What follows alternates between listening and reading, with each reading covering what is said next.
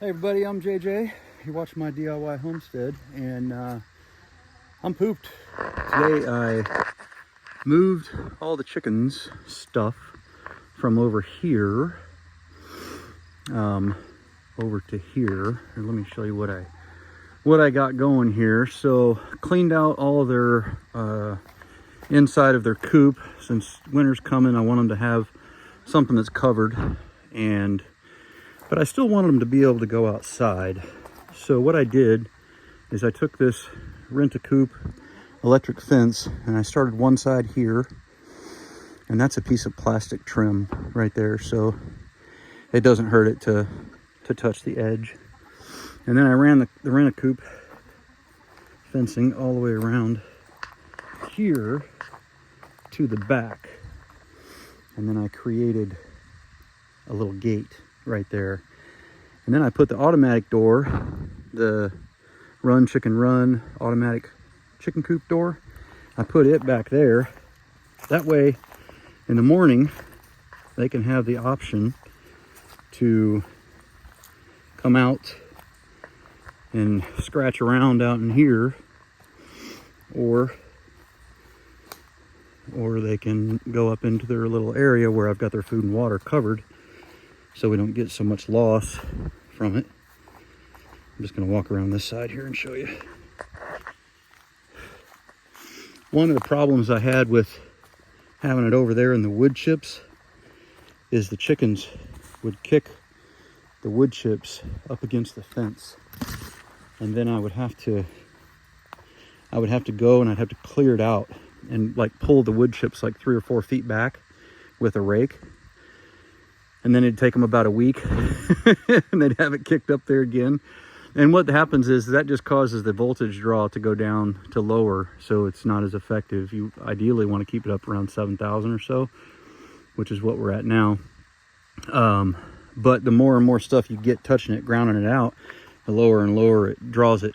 And so that's sort of one of the problems with the wood chips. If you do that, you don't want to have any wood chips on that downhill side where they gravity kind of scratches it down to. But did a couple other things. I kind of put some additional boards down on the bottom. That way no critters can get in there. I mean, it's only like a 2-inch gap. I really doubt that raccoons or foxes are going to squeeze through there. Now, obviously a weasel probably could, but we'll see if we have any issues. I don't think we will. Set up a handle over here, and gotta be careful not to touch the fence because it's on. But I just kind of made a little pipe, made a little handle to attach that to, so that it comes up nice and tight to it, and that way nothing can get in there. And then the other thing I did was I had to make them a little step for them to step out on and then hop down. And then I also cut this door. This is a long door. I cut this in half. That way I only got to open one lock. And I need to get the eggs. We got some eggs in there. So that way I only got to open one of these locks. And then if I need to open the other one, I can come over here, like to clean out the coop or whatever. And I put that board on there. That way I can open them both at the same time. I just got some feed bags stuck in there so they won't use those nesting boxes now. So that'll make it a little easier coming to get the eggs, because you used to have to do both of these locks, and that was just a big pain in the butt. I didn't like it. And we got another light over there, which I had on the other one, but and then we got that light too. Anyway, that's about it. The chickens are starting to molt right now, so it's about that time of year that the egg production is probably going to slow down. They're going to start losing their feathers. And, you know, then we'll probably see more about how Tractor Supply is tainting the food or something. Who knows? Anyway, let's see if I can get you up here. Girls are doing good. And this one, since this is all sealed up, I don't have a door on this side anymore. Let me open this so you can see it better. So yeah, I just just got an opening there because since this is all sealed and we haven't had any issues with predators getting in here, I don't think I need to worry about one coming and going. But got the water up on blocks, which is always a good idea. If you have a hard time getting, you know, with getting wood chips and stuff and just all kinds of nonsense in your water, get one of these big cinder blocks and set them up on here. This is like a 6 or 8 inch cinder block. It's actually what it is it's a chimney. It's a chimney cinder block. So it has a big hole in the center. It's made for chimneys. And that works just perfect for one of those 5-gallon waterers. And then if you're hanging your feed, make sure you get it up 8 to 10 inches off the ground if the chickens are full grown, because they can reach that and that'll keep rats and mice and stuff from getting up in there. Or at least it'll make it harder for them. They still may be able to get there, but anyway. So that's that. Just figured I'd give you a real quick little update. The girl's been doing pretty good.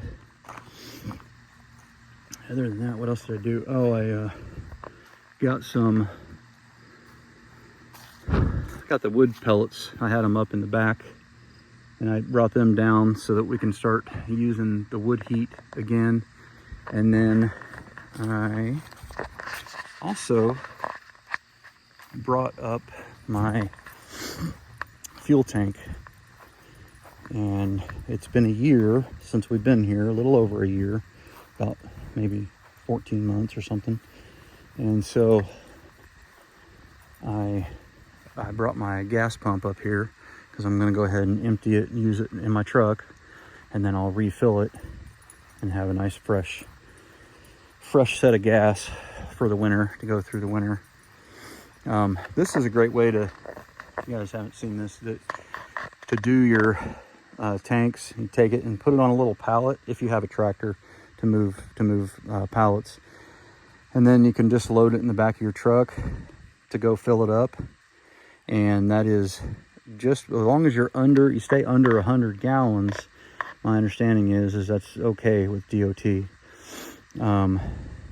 So I'm going to clean this up and everything while I got it up here, because it's kind of gotten dirty sitting back there.